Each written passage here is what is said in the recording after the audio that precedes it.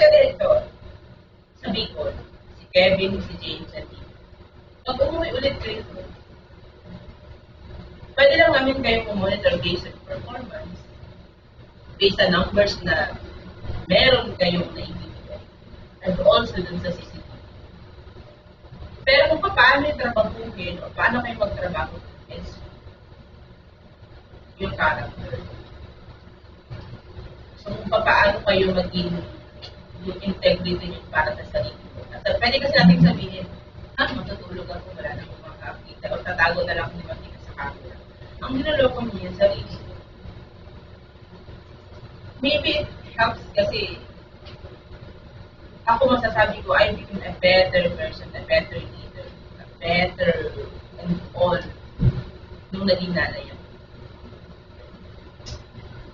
Sobra yung para sa akin. Kaya siguro mas nandun yung genuine love and care para sa akin. Kasi nung naging magulang ako,